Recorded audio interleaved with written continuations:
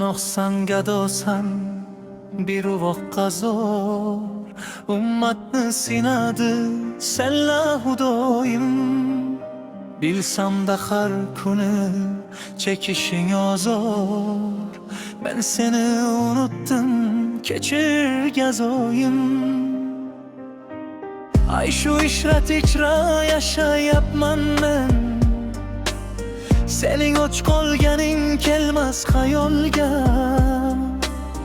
Yaqinda to'yni ham boshlayapman men, zo'r bo'lgan taoming to'kib uvolga.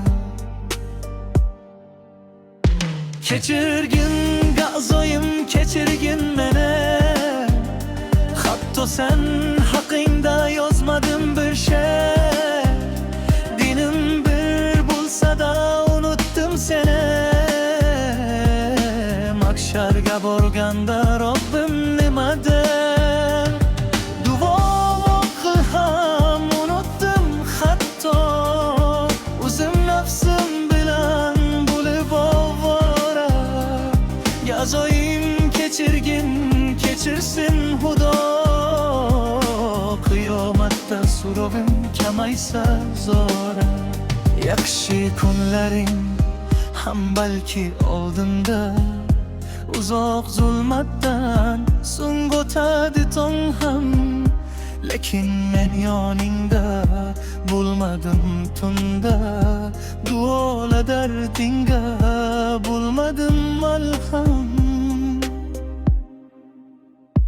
Kechirgin gazoyim, kechirgin meni, hatto sen haqingda yozmadim bir şey. Dinim bir bo'lsa da unutdim seni, mahsharga borganda Robbim nima der? Duo qilmoqni ham unutdim hatto, o'zim nafsim bilan bo'lib ovora. Gazoyim kechirgin, kechirsin Xudo, qiyomatda so'rovim kamaysa zo'ra. Muhammad ummati tarqaldi har yon, musulmonlar ko'pdir yo'qdir sifati.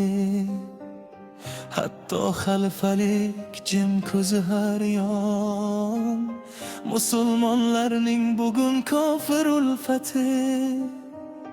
Bir kun albat tong o'tar senlar, musulmonlar balki yig'ilar bir joy. İshongin qasos olinar senlar, Yahudlar qochgani topolmaydi joy.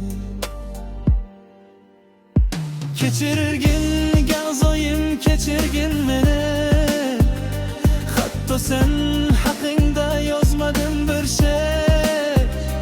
Dilim bir bo'lsa da unutdim seni, mahsharga borganda Robbim nima der? Duo qilmoqni ham unutdim hatto, o'zim nafsim bilan bo'lib ovora. Gazoyim kechirgin, kechirsin Xudo, qiyomatda so'rovim kamaysa zo'r.